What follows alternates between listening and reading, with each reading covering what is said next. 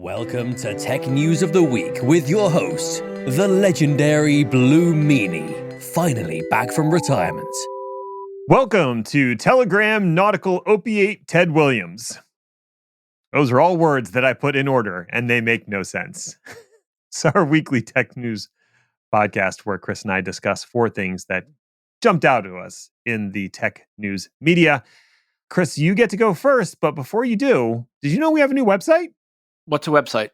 It's pod.chaoslever.com. Eventually, I'll redirect the Apex domain, but I'm not quite there yet. I have to fix some links. So we're pod people? We are pod people. And if you want to leave us a message, a comment, or anything else, check out the new website. You can do that. You can leave us a voicemail. I'm not going to listen to it, but you can do that. With that out of the way, Chris. The metaverse is a generational thing, and we ain't that generation. Nope. Listen, kids. If Apple can't make it happen, it's not gonna happen. Last year, to great fanfare and extremely expensive marketing campaigns, Apple released the Vision Pro. Why was it the Pro model when it was the only model? Shut up! That's why. Anyway, after the buzz died down, it appeared that this $3,500 ski goggle thingamajig with batteries is not exactly, what's the word? Popular. Popular is the word that it's not popular. Apple has cut guidance in half on expected sales from 800,000 units to 400. And the smart money is actually on them missing that target too. A lot of the initial buzz, if you can call it that, was forcibly driven by Apple through influencers, which is a word that I hate, and they apparently didn't influence shit. This is not some kind of Tide Pod challenge, people. This is a gimmick that costs 2 mortgage payments.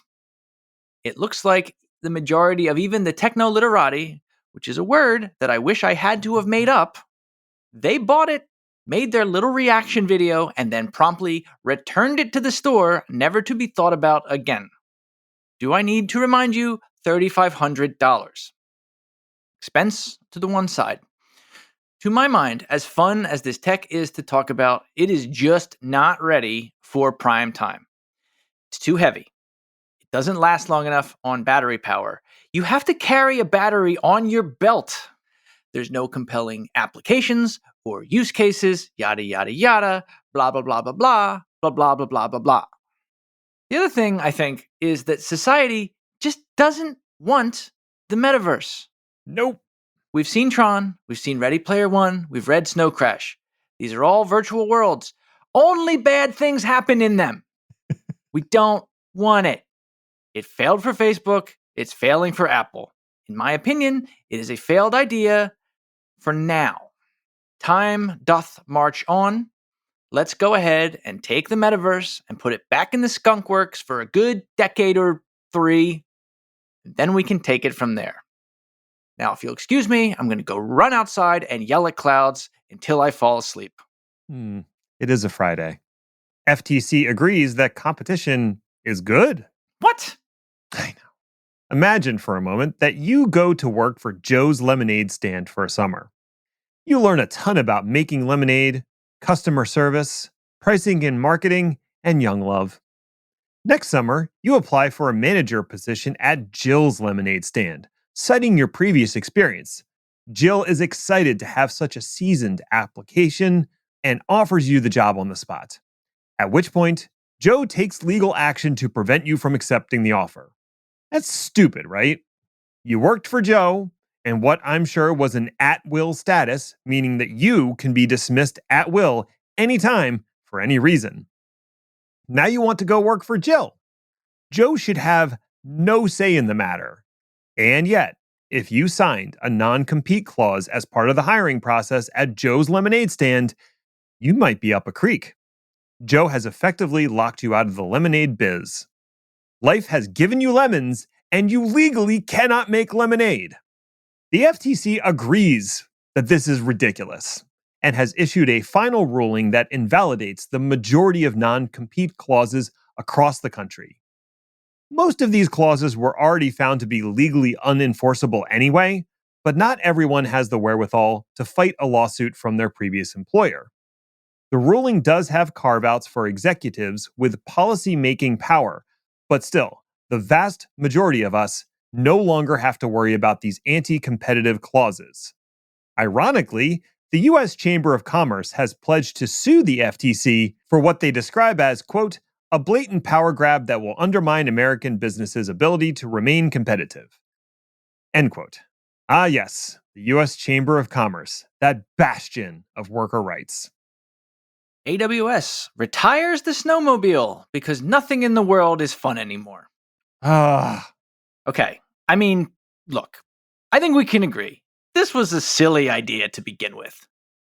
Did anyone really need a data center on wheels capable of ingesting 100 petabytes of data to roll up to their place of work to do a data dump that would then be put directly into AWS and save a questionable amount of time and ingress fees? No, of course not. But at least a few people did it because it sounds awesome. Totally. The year was 2016, and the data center on wheels was an oversized 18-wheeler called AWS Snowmobile. Well, now it is 2024, and the Snowmobile is no more. Hey, that rhymed. That's a sad, sad song. Now, reasonably, AWS cited that there was even less reason now for a snowmobile to exist than there was even 8 years ago, but still, whatever happened to shock and awe? How are you going to let your boring neighbors know that not only are you moving into the cloud, you're plunking down 6 figures to do it? Hell, they might have even let you take a picture and make it look like you were driving the big truck. Hell, I don't know. I definitely do know that if I was renting that thing, I would ask if I could at least do a lap. I drove a column shifter once. I know how to double clutch. What was the question again? Snowmobile. Right. So, Snowmobile is no more. Mostly because hard drives are huge and all pipes are gigantic. Everybody has a gig of everything going everywhere. This takes Amazon's line of snow-type products, which are hardened devices that you can throw things onto, down to just 2 at the moment. With the still impressive 14 terabyte Snow Cone and the I am sure they still don't know what this means, don't look it up, the Snowball still going strong at 210 terabytes. Anybody who's watched Clerks knows what that means. TikTok ban appears impotent. Imminent. Cut 1 head off, 2 shall grow in its place, or something like that. Listen, I'm not a historian. President Biden has signed into law the Protecting Americans from Foreign Adversary-Controlled Applications Act, which has no good acronym, so I'll simply call it the TikTok Bill. What's wrong with the PAFCA? Get out. The contents of the bill give the president power to ban foreign adversary-controlled applications, specifically calling out ByteDance, TikTok, or its entities. Once the bill is signed into law, the clock begins ticking on ByteDance. So sorry. It gives them 270 days before the app is blacklisted. TikTok could be sold off to a US-based company, but the government would need to be convinced that the separation from ByteDance and the PRC is total. Naturally, ByteDance intends to fight the bill in court, although I don't hold out much hope for them. We at Chaos Lever would like to point out 3 things. Number 1, the ability of the US to effectively ban an application is highly questionable. Number 2, allowing the US government to ban apps arbitrarily sets a dangerous precedent.